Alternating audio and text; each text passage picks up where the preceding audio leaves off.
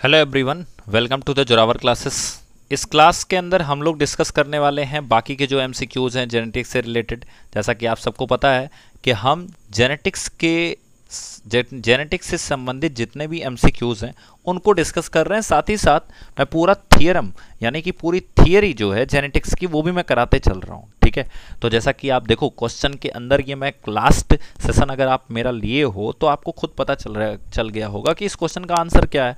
What is M in mRNA? mRNA के अंदर जो m है वो क्या है? तो m फॉर मैसेंजर। ठीक है, मैंने आपको बताया था आरएनए के टाइप्स के अंदर, टाइप्स ऑफ आरएनए के अंदर, टाइप्स ऑफ आरएनए के अंदर मैंने आपको डिफाइन किया था। Number first types of RNA में आर आरएनए आया था। नंबर फर्स्ट क्या आया था? Are RNA. नंबर सेकंड आया था एम आरएनए। नंबर सेकंड क्या आया था? M RNA. And number third आया था टी आरएनए। क्या आया था? टी आरएनए आया था। ठीक है, आर आरएनए का मतलब हो गया था राइबोसोम। मैंने आपको बताया भी था राइबोसोम। याद रखिए राइबोसोम जो होता है वो प्रोटीन की सिंथेसिस करता है। राइबोसोम किसकी सिंथेसिस करता है? तो प्रोटीन की सिंथेसिस करता है। एंड एमआरएनए का मतलब मैंने आपको बताया था मैसेंजर आरएनए। मैसेंजर आरएनए जो कि संदेश यानी एमिनो एसिड जब वो टूटेगा, प्रोटीन एमिनो एसिड में टूटेगा तो उसको संदेश पहुंचाता है किसको? टी आरएनए को, ट्रांसफेरल आरएनए को। और टी आरएनए उस वो जो एमिनो एसिड होता है वो किसको संदेश पहुंचा देता है या उसको कन्वे किसको कर देता है? तो आरएनए को कन्वे कर देता है। ठीक है, तो ट्रांसफेरल आरएनए इसका नाम है, लास्ट वाले का ट्रांसफेरल आरएनए। ठीक है, तो ये तरह से तीन तरह के आरएनए हैं। तो क्वेश्चन आपका यहाँ से भी पूछा जा सकता है इसी तरह से और यहाँ से भी। तो अगर एम आरएनए पूछा है तो एम आरएनए में एम का मतलब होता है मैसेंजर, आर आरएनए में आर का मतलब होता है राइबोसोम एंड टी आरएनए में टी का मतलब होता है ट्रांसफेरल आरएनए। ठीक है, देखिए म्यूटेशन का मतलब होता है उत्परिवर्तन। इसके बारे में अगर आप जानना चाहते हो तो आप कुछ लाइनें लिख लो पहले। ठीक है, म्यूटेशन का मतलब क्या होता है ध्यान से देखिएगा। म्यूटेशन का मतलब उत्परिवर्तन से होता है। अगर मैं एक छोटी सी भाषा में आपको समझाऊं कि उत्परिवर्तन का मतलब क्या होता है, तो किसी भी लिविंग थिंग्स में अचानक से जो चेंज आ जाए उसे हम उत्परिवर्तन कहते हैं। ठीक है, जैसे देखिए म्यूटेशन का मतलब सिंपल सा होता है, म्यूटेशन का मतलब सिंपल सा होता है, इसे हम हिंदी में उत्परिवर्तन बोलते हैं, उत्परिवर्तन बोलते हैं। ठीक है, जैसे देखिएगा ध्यान से, अगर हम म्यूटेशन के बारे में बात करें तो सबसे पहली चीज जो हम जानते हैं कि इसकी खोज किसने की। ठीक है, तो डिस्कवर्ड बाई ये जो खोजा गया था ये किसके द्वारा खोजा गया था? ह्यूगो डेवरीज के द्वारा खोजा गया था। किसके द्वारा खोजा गया था? ह्यूगो डेवरीज के द्वारा खोजा गया था। ये आपको पता होना चाहिए। कब खोजा गया था? तो 1900 में खोजा गया था। ठीक है, अब देखिए इसका मतलब क्या होता है कि इसकी खोज जो हुई, इसका मतलब क्या होता है? मतलब तो मैंने आपको बताया कि ये अचानक से जो चेंज होता है उसे हम कहते हैं। इसकी जो खोज हुई किस चीज पे, यानी किस पौधे पे हुई या किस चीज पे हुई? तो इवनिंग प्राइम रोज करके एक पौधा आता है, इवनिंग प्राइम रोज करके, इवनिंग प्राइम रोज में इसकी खोज की गई, इवनिंग प्राइम रोज में इसकी खोज की गई। ठीक है, इसको याद रखिएगा, पर खोजा गया, पर खोजा गया। ये आप नोट कर लीजिए, बहुत इंपॉर्टेंट टॉपिक है म्यूटेशन के बारे में जितनी लाइनें मैं आपको बता रहा हूं। अब हम लोग लिखेंगे कि जो म्यूटेशन का मतलब होता है वो क्या होता है एक्चुअल में। देखिए म्यूटेशन का जो एक्चुअल मतलब होता है वो होता है a sudden change, a sudden change, a sudden change, a sudden change in character of, in character of, character of any livings, any livings, किसी भी लिविंग्स के अंदर अगर उसके कैरेक्टर में, ठीक है, अचानक से कोई बदलाव आता है, उसके गुणों में अचानक से कोई बदलाव आता है तो उसे हम म्यूटेशन कहते हैं। ठीक है, याद रखिए यूनिट ऑफ म्यूटेशन जो होता है, यानी कि जो म्यूटेशन की इकाई होती है, यूनिट ऑफ म्यूटेशन की अगर हम बात करें, बहुत इंपॉर्टेंट क्वेश्चन है, अगर आपको टीजीटी देना है तो इस लेवल की चीजें आती हैं। यूनिट ऑफ म्यूटेशन जो है वो होता है म्यूटॉन। यूनिट ऑफ म्यूटेशन जो है वो होता है क्या? म्यूटॉन। ठीक है, तो ये है म्यूटेशन से रिलेटेड कुछ नॉलेज जो आपके पास होनी चाहिए। अब इसका एग्जाम्पल देता हूँ। अगर किसी भी लिविंग के अंदर अचानक से उसके कैरेक्टर में बदलाव आ जाए, जैसे आपने देखा होगा कि कुछ लोग जो होते हैं जब उनके दिमाग में कुछ प्रॉब्लम आ जाती है तो वो अचानक से उनके अंदर बदलाव आ जाता है और अलग तरीके से बिहेव करना शुरू कर देते हैं। ठीक है, अचानक से उनके बिहेव में, कैरेक्टर में, गुणों में चेंजेस आ जाना, तो इसे हम म्यूटेशन बोलते हैं, उत्परिवर्तन बोलते हैं। ठीक है, जैसे आप लोग देखे होंगे कि छुई मुई का पौधा आप लोग देखे होंगे। एक एग्जांपल ले लो, मैं ये नहीं कह रहा हूँ कि वो इसी के अंदर आता है, मैं एक एग्जांपल आपको बता रहा हूँ। तो उसको जैसे हम छूते हैं मुरझा जाता है, तो अचानक से परिवर्तन उसके गुणों में आता है, इसी को म्यूटेशन कहते हैं, उत्परिवर्तन कहते हैं। चलिए, तो ये हो गया। अगर हम मॉलिक्यूल्स के बारे में बात करें तो भैया मॉलिक्यूल्स जो होता है, ठीक है, मॉलिक्यूल जो होता है इसके बारे में बहुत बार मैं बता चुका हूँ। मॉलिक्यूल्स एंड एटम के बारे में डिफरेंस भी मैं करा चुका हूँ। म्यूटेशन आपका हो गया, मैसेंजर के बारे में बता दिया। मियोसिस देखिए समझिएगा, टाइप्स ऑफ सेल डिवीजन जब आप पढ़ेंगे, टाइप्स ऑफ सेल डिवीजन जब आप पढ़ेंगे तो आपको मियोसिस, अमाइटोसिस, माइटोसिस ये सब आपको मिलेगा। 3 तरह के होते हैं टाइप्स सेल डिवीजन जो होता है, types of cell division.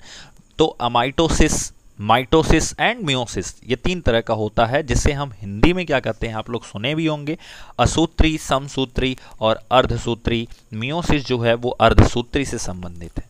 Clear हो गया? चलिए मूव करते हैं नेक्स्ट क्वेश्चन पे। लेकिन मूव करने के पहले मैं आप लोगों को एक चीज़ बता देना चाहता हूं कि हमारा केवीएस पीआरटी को जो सबसे बेहतरीन कोर्स है, जो आपको द जोरावर क्लासेस ऐप पर अवेलेबल हो जाएगा। केवीएस पीआरटी का जो सबसे बेहतरीन कोर्स है द जोरावर क्लासेस ऐप पर अवेलेबल हो जाएगा। उसकी डेमो क्लासेस ऐप के ऊपर अवेलेबल हैं, आप वहां पे देखिए और अपने आप को जल्दी से जल्दी इनरोल कराइए। द जोरावर क्लासेस ऐप आप सर्च करेंगे किसमें, प्ले स्टोर पे, तो आपको ये मिल जाएगा। ठीक है, और डेमो क्लासेस जो हैं, इसकी डेमो क्लासेस यूट्यूब के ऊपर दी गई हैं। यूट्यूब में प्लेलिस्ट है, हमारी यूट्यूब के चैनल पे प्लेलिस्ट अवेलेबल है। इसकी डेमो क्लासेस ऐप पर भी हैं, आप देखिए और डिसाइड कीजिए। और अभी तक विद इन 3 मंथ्स, ज़्यादा नहीं, विद इन 3 मंथ्स हम हमारे साथ 900 प्लस स्टूडेंट इनरोल करा चुके हैं, जो आज 300 प्लस वीडियोज़ को पढ़ के, उनको स्टडी करके अपनी नोट्स तैयार कर रहे हैं। और हमारे साथ ही साथ जो टेलीग्राम ग्रुप बनाया गया है इनका स्पेशल, उसके अंदर ये एमसीक्यू की प्रैक्टिस भी कर रहे हैं। सो अगर आप लेट करेंगे तो कहीं ना कहीं आप इन बच्चों से पीछे हो जाएंगे और कंपटीशन आपके लिए और ज़्यादा हार्ड हो जाएगा। तो जल्दी इनरोल कराइए, डेमो क्लासेस लीजिए, कोर्स में इनरोल कराइए और हमारे साथ उस जर्नी को स्टार्ट कीजिए। ठीक है, चलिए मूव करते हैं नेक्स्ट क्वेश्चन पर। अगला क्वेश्चन है, synthesis of RNA from DNA is called. बहुत अच्छी चीज दी गई है, मैं आपको इसका आंसर नहीं बताऊंगा, लेकिन इसके सारे ऑप्शंस का मतलब मैं आपको जरूर बताऊंगा। इसका आंसर आप खुद ढूंढ लोगे। देखो, सिंथेसिस ऑफ आरएनए मतलब डीएनए से आरएनए की जो बनने की प्रक्रिया होती है उसे क्या कहते हैं, यही पूछा गया है आपको इस क्वेश्चन में। ठीक है, डीएनए से आरएनए के बनने की जो प्रक्रिया होती है उसे क्या कहते हैं, ये आपसे पूछा गया है इस क्वेश्चन के अंदर। तो देखिए, डीएनए से आरएनए के जो बनने की प्रक्रिया होती है उसे हम क्या कहते हैं, उसके बारे में जानने के पहले इन चारों ऑप्शंस का हम डिटेल देख लेते हैं। तो देखिए, जो पहला ऑप्शन है वो है ट्रांसक्रिप्शन। जो पहला ऑप्शन दिया गया है वो क्या दिया गया है, ट्रांसक्रिप्शन। अब देखिए, ट्रांसक्रिप्शन का मतलब क्या होता है, ट्रांसक्रिप्शन का मतलब क्या होता है, अगर आप इसकी हिंदी मत पूछेगा, आप लिखिए तो आप समझ जाएंगे कि इसका मतलब क्या होता है। देखिए, ट्रांसक्रिप्शन का मतलब होता है बहुत आसान सा कि डीएनए से आरएनए का बनना। तो आंसर तो आपको मिल ही गया होगा, डीएनए से आरएनए का बनना जो होता है वही होता है ट्रांसक्रिप्शन। बस बहुत छोटी छोटी चीजें मैं बता रहा हूं। इसी का दूसरा ऑप्शन दिया गया है आपके, इसी क्वेश्चन में दूसरा ऑप्शन दिया गया है रिवर्स ट्रांसक्रिप्शन।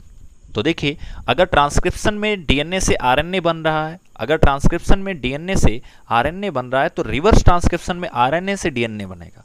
रिवर्स ट्रांसक्रिप्शन में आरएनए से क्या बनेगा, डीएनए बनेगा। ठीक है, तो इस केस में यहां पे क्या बनेगा, आरएनए से क्या बन जाएगा, डीएनए बन जाएगा। क्या बन जाएगा, डीएनए। इसी तरह से अगर हम बात करें नेक्स्ट 2 ऑप्शंस की, तो उसमें तीसरा ऑप्शन दिया गया है ट्रांसलेशन। क्या दिया गया है, ट्रांसलेशन। देखिए, ट्रांसलेशन जो है, ट्रांसलेशन के बारे में अगर हम बात करें तो इसमें आरएनए कन्वर्ट हो जाता है प्रोटीन में। आरएनए किस में कन्वर्ट हो जाता है? प्रोटीन में। आप लोग मुझे कमेंट बॉक्स में बताएंगे कि जो प्रोटीन होता है ये किस चीज में टूटता है। आरएनए तो कन्वर्ट हो जाता है प्रोटीन में, लेकिन प्रोटीन किस चीज में टूटता है ये आपको कमेंट बॉक्स में बताना है। जल्दी से बताइए कि आरएनए प्रोटीन में टूटता है, लेकिन प्रोटीन किस चीज़ में टूटता है, यानी प्रोटीन की सबसे छोटी इकाई कौन सी होती है, वो आपको बताना है। ठीक है, चलिए अगला है डुप्लीकेशन। अगला ऑप्शन दिया गया है डुप्लीकेशन। तो डुप्लीकेशन का मतलब क्या होता है, देखिएगा ध्यान से। डुप्लीकेशन का मतलब होता है कि जब डीएनए से ही डीएनए बन जाए, यानी सेम हूबहू। डुप्लीकेट का मतलब आपको समझ में ही आता होगा। तो जब डीएनए से क्या बन जाए, डीएनए बन जाए, उसे हम डुप्लीकेशन कहते हैं। जब डीएनए से आरएनए बन जाए तो उसे हम ट्रांसक्रिप्शन कहते हैं। रिवर्स ट्रांसक्रिप्शन होता है कि जब आरएनए से डीएनए बना दिया जाए, यानी कि उल्टा कर दिया जाए। ठीक है, और जब आरएनए से हम प्रोटीन का निर्माण कर देते हैं, किसका निर्माण करते हैं, सॉरी हम कहाँ से करेंगे, आरएनए से जब प्रोटीन का निर्माण होता है तो उसे हम ट्रांसलेशन कहते हैं। ठीक है, सो ये हैं चारों ऑप्शंस आपके सामने। देखिए जो ट्रांसक्रिप्शन है इसमें क्या होता है, तो इसी में डीएनए से आरएनए बनता है। इसी में क्या बनता है, डीएनए से आरएनए बनता है। क्या बनता है, डीएनए से आरएनए बनता है। और रिवर्स ट्रांसक्रिप्शन में आरएनए से डीएनए बनता है। आरएनए से क्या बनता है, डीएनए बनता है। ट्रांसलेशन की अगर हम बात करें, ट्रांसलेशन की, तो इसके अंदर आरएनए से प्रोटीन बनता है। आरएनए से किस में कन्वर्ट होता है, ये प्रोटीन में कन्वर्ट होता है। एंड डुप्लीकेशन की बात करें तो ऑब्वियस सी बात है, जब डीएनए से ही डीएनए बन जाए, डीएनए से क्या बन जाए, डीएनए बन जाए, तो यही डुप्लीकेशन कहलाता है। तो आंसर कौन सा हो जाएगा, transcription. Synthesis of RNA from DNA is called transcription. ठीक है, डीएनए से आरएनए के संश्लेषण को ट्रांसक्रिप्शन कहा जाता है, आपको पता होना चाहिए। ठीक है, और जेनेटिक्स के अगर सारी वीडियोस आप देख लोगे तो एक भी क्वेश्चन आपके बाहर नहीं जाने वाले हैं। इतना मैंने थियरी भी करा रखा है और इतने क्वेश्चन भी करा रखे हैं। ठीक है, एक भी क्वेश्चन आपका बाहर नहीं जाने वाला है अगर आप जेनेटिक्स से रिलेटेड वीडियो देख लेते हो। ठीक है, मूव करते हैं नेक्स्ट क्वेश्चन पे। तो अगला क्वेश्चन है, number of chromosome in tobacco is. तो तंबाकू के अंदर जो क्रोमोसोम्स की संख्या होती है वो कितनी होती है। मैंने एक वीडियो में इसके बारे में भी बताया था, लेकिन आई थिंक मैंने टोबैको के बारे में नहीं बताया था। तंबाकू के अंदर जो क्रोमोसोम्स की संख्या होती है वो मैंने नहीं बताया था। तो ये लिख लीजिएगा आप लोग कि टोबैको के अंदर जो क्रोमोसोम्स की संख्या होती है वो 48 होती है। आपको बताना है कि सबसे पहली बार या टोबैको के अंदर किस तरह के वायरस को खोजा गया था।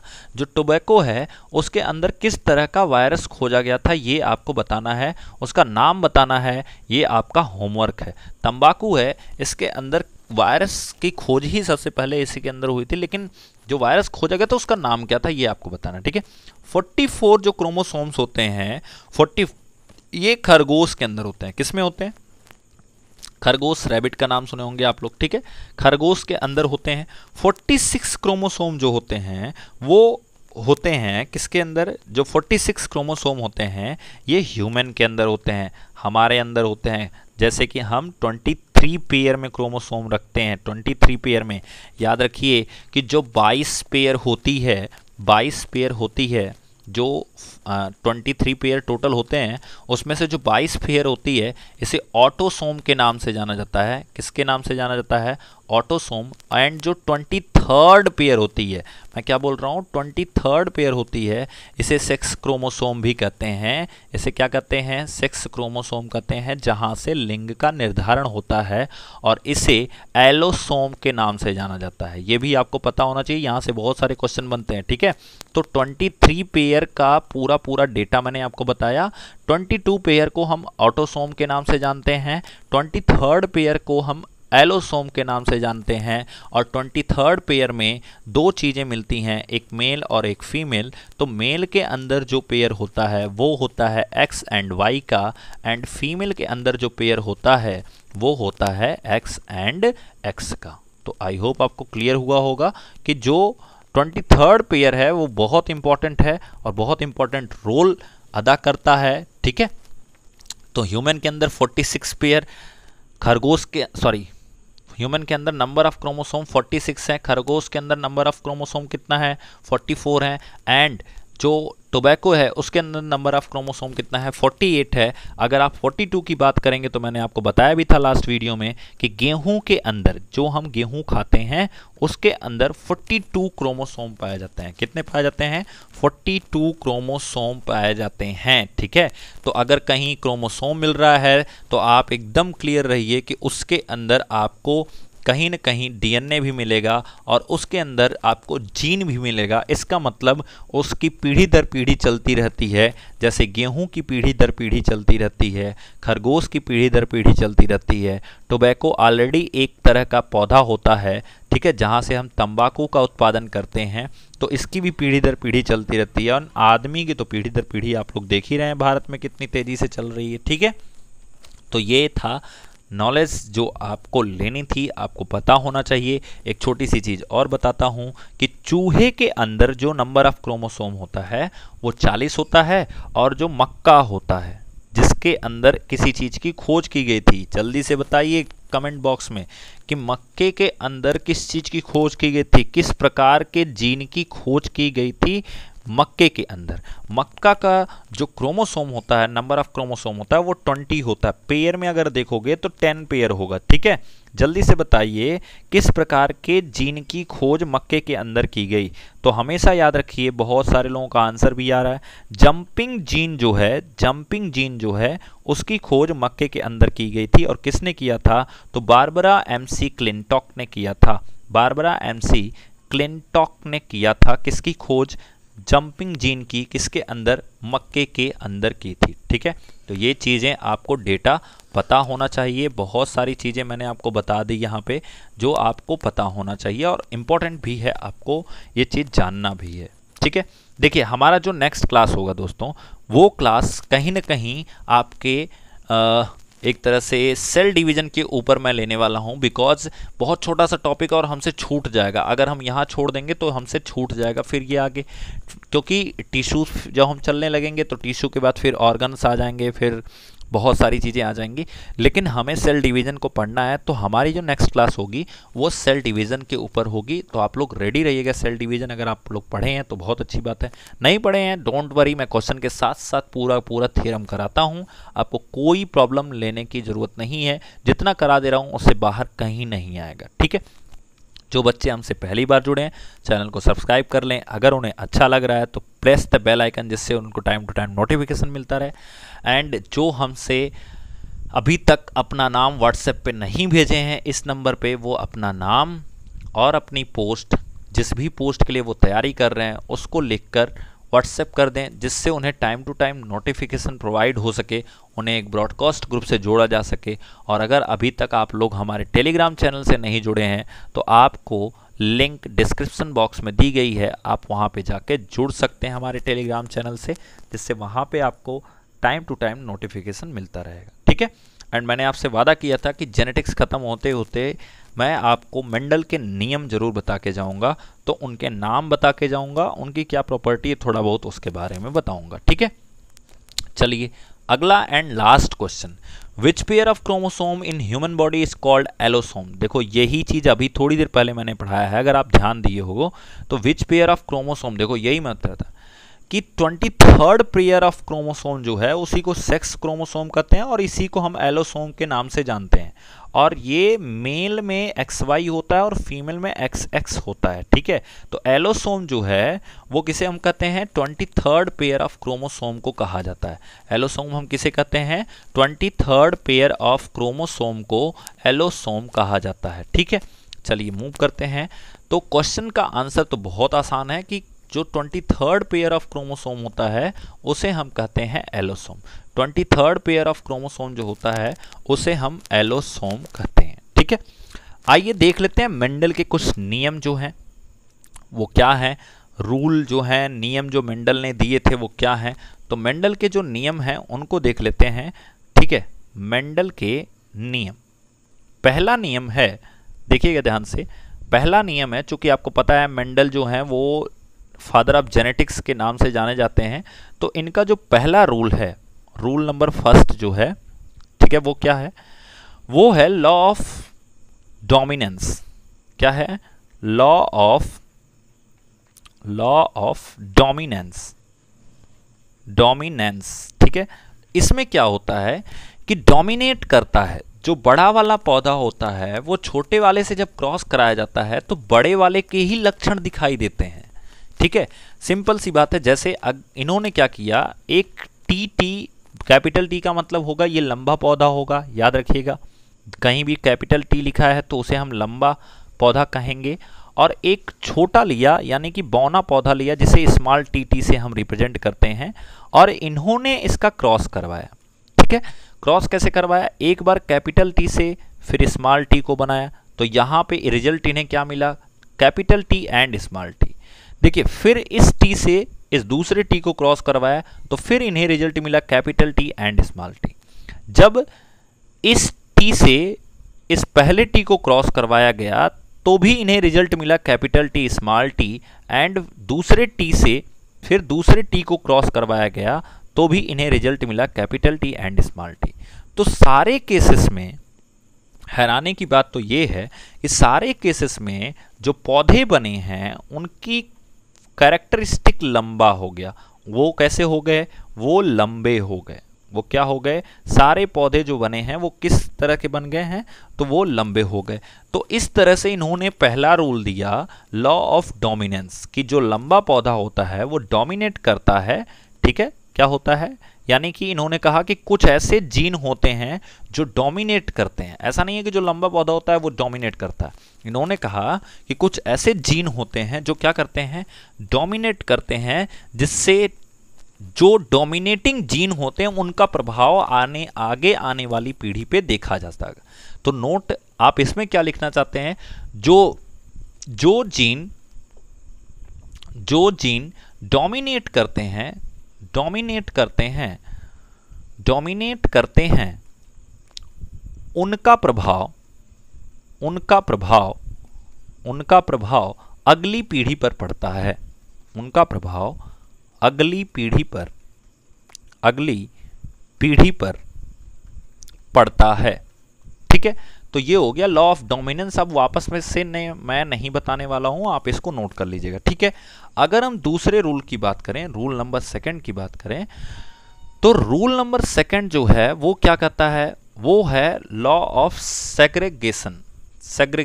ठीक है, अब इसका मतलब क्या होता है, हिंदी में बोलते हैं पृथक्करण का नियम। Law of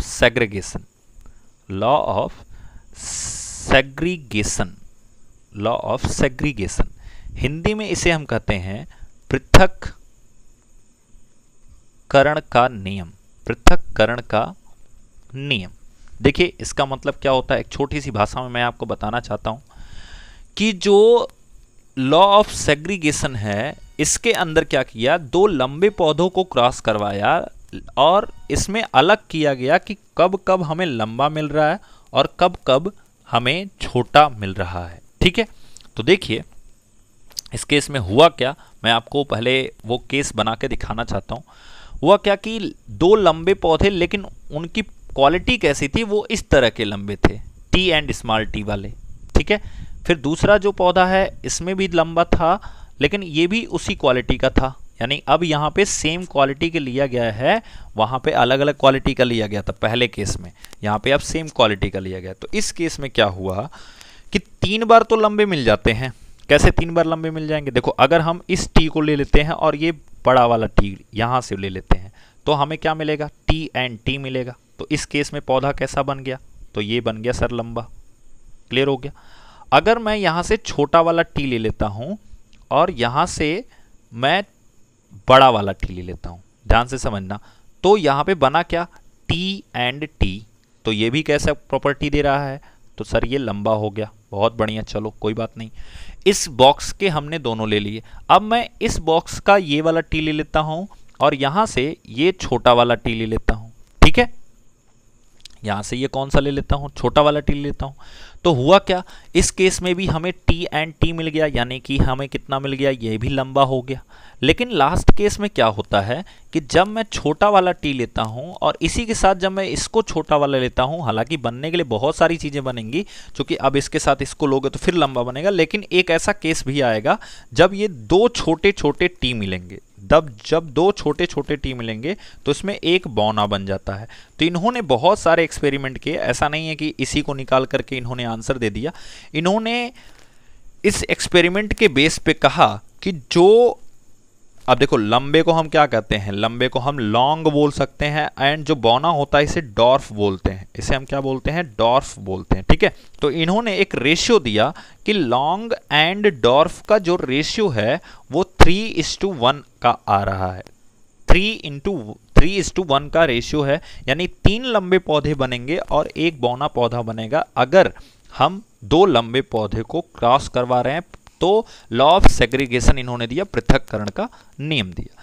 and next last and final law इन्होंने क्या दिया, तो रूल नंबर थर्ड जो है वो दिया इन्होंने, law of independent assortment, law of independent assortment, ठीक है।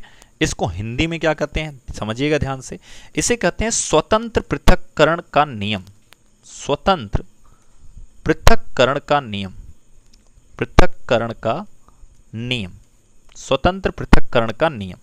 इसके अंदर क्या कहा जाता है या इसके अंदर क्या किया जाता है, 2 गुणों पर क्रॉस करवाया जाता है, ठीक है, 2 गुणों पर क्रॉस करवाया जाता है। जैसे इसके अंदर आप पहली चीज तो ये लिख लीजिए कि 2 गुणों पर क्रॉस करवाया जाता है, अभी तक हम सेम थे, ठीक है, 2 गुणों पर क्रॉस करवाया जाता है, जैसे कलर के ऊपर आप बेसिकली कह सकते हो, जैसे एग्जांपल लिया जाता है कलर के ऊपर, एग्जांपल हम लेते हैं एक कलर के ऊपर।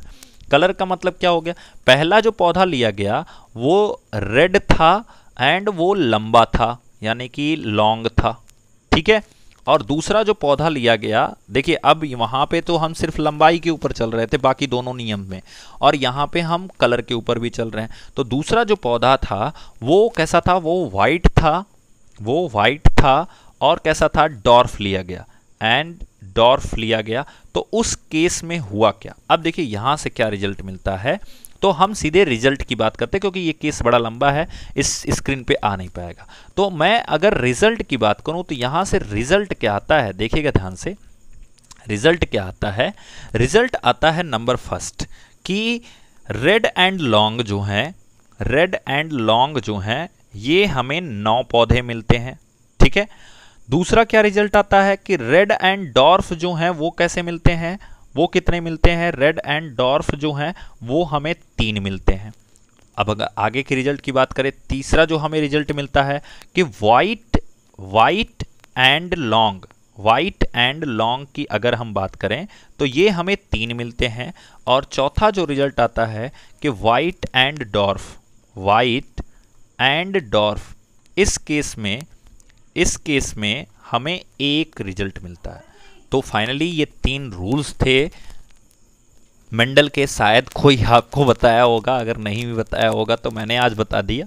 इनको नोट करिएगा, आप लोग अगर नोट नहीं किए हैं इसको धीरे से पीछे करिएगा, छोटी सी आपकी एक छोटी सी उंगली होगी, उससे स्क्रीन को पकड़ के आप क्या कर दीजिएगा, पीछे कर दीजिएगा, आपको सब कुछ क्लियर हो जाएगा कि मैंने क्या पढ़ाया है और आपने क्या सीखा है, ठीक है। So don't worry. So guys I think आपको जेनेटिक्स के एमसीक्यूज के जो पार्ट होंगे बहुत मज़े आए होंगे। मैं इतनी गारंटी देता हूँ अगर आप इनको पढ़ लोगे ना तो फिर आपको कोई भी एग्ज़ाम निकालने से कोई नहीं रोक सकता है, वो चाहे टीजीटी का हो चाहे आपके साइंस से संबंधित कोई भी एग्ज़ाम हो, ठीक है। तो बने रहिए, नेक्स्ट वीडियो में अगले एपिसोड में हम लोग मिलेंगे बढ़िया से धमाके के साथ, सेल डिवीजन के क्वेश्चंस के साथ। Thank you so much. अपना ख्याल रखिए, अपने घर वालों को ख्याल रखिए, सेफ रहिए। Thank you.